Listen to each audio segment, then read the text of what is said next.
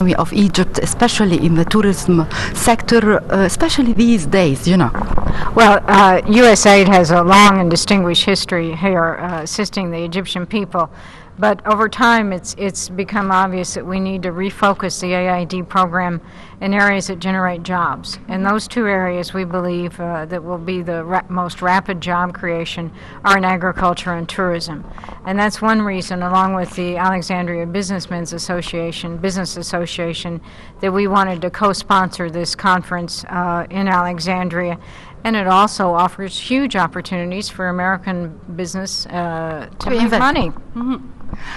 سألت مسز آن باترسون عن دور المعونة الأمريكية في محاولة إعادة الاقتصاد المصري إلى وضعه الطبيعي، فقالت إن أكيد العلاقات اللي بين مصر وبين أمريكا علاقات متوطدة وأكيد مبنية على الاهتمام المشترك بحاجتين أساسيتين لدعم الاقتصاد، وهم القطاع السياحي والقطاع الزراعي.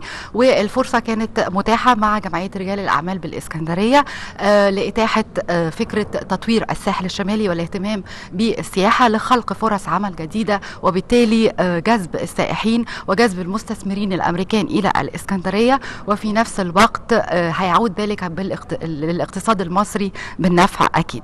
What was the main thing selecting Alexandria in the North Coast?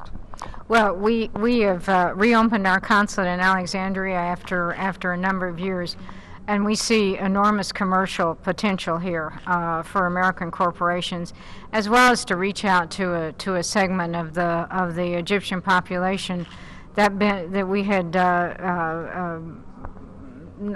not been sufficiently attentive to in recent years. And we're also extremely impressed with the quality of the business community here in Alexandria, and they'll make excellent partners for American business operating here. سألتها ايه سبب اختيار مدينة الإسكندرية والساحل الشمالي لتكون مكان لجذب الاستثمارات الأمريكية في هذه البقعة من أرض مصر، فقالت ان هو مكان خصب ومكان جميل جدا، يمكن الاستثمارات فيه لم تأخذ القدر المطلوب، ودي كانت فرصة من خلال جمعية رجال الأعمال على الاهتمام بهذه المنطقة أساسا. Yesterday we've been visiting the memorial in Alamein. As a tourist, I'm not going to tell you as an ambassador, what was missing this part in Alexandria or Marsa Matruh, because Alamein is in Matruh, to be a real spot for tourist attraction? You know, I came away from that. We went up to participate in some of the ceremonies, yes. But I came back and I told my husband, I said, this area has enormous potential for tourists. Because recently I was looking on the web for a tour in Europe of battlefields for history buffs, history people that are interested. It's called the black or dark tourism, right? No, it's not so black. It's also, you know, it's people that are interested in history. And I thought there is enormous potential for people coming off cruise boats, yes, to organize tours to that area. I mean, this is very common in the U.S., it's very common in Europe, and it's not just to visit the sites. It's people who can explain how the battle happened and what took place many years ago. Because, yes, these are very dark events, but they're also hugely important historic events. But it's facing some problems, especially for the landmines, and it has to be really invested in many other ways. Yes, of course it has to be invested in many other ways. And in Europe, many of these battlefields confronted many of the same problems. You go to some of these places and nothing grows there after 100 years. But I'm sure that this can be developed properly, and I'm sure that it can be a source of historic interest, but also a source of revenue and employment for people who live in the area.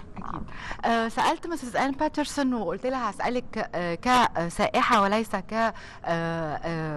كسفيرة للولايات المتحدة في الإسكندرية، لأنها كانت امبارح بتزور منطقة العلمين، وأكيد قالت أما رجعت لزوجها قالت إن هذا المكان لابد فعلا إنه يحصل فيه تطوير واستثمار من الناحية التاريخية ومن ناحية جذب الاستثمارات، سواء عن طريق السياحة الترفيهية وأيضا السياحة التاريخية. قلت لها انه بيطلق على هذا النوع من السياحة السوداء لانها خاصة بمناطق حروب، ولكنها قالت ان هو ممكن يكون فيها حاجتين. الحاجة الاولانية زيارة هذه المقابر، ثانيا ان يكون في دور تاريخي للناس انها تعرف الحرب دي يا ترى اتعملت ازاي، وقفت فين، ابتدت ازاي، فتكون زيارة وفي نفس الوقت استمتاع بهذه المناطق.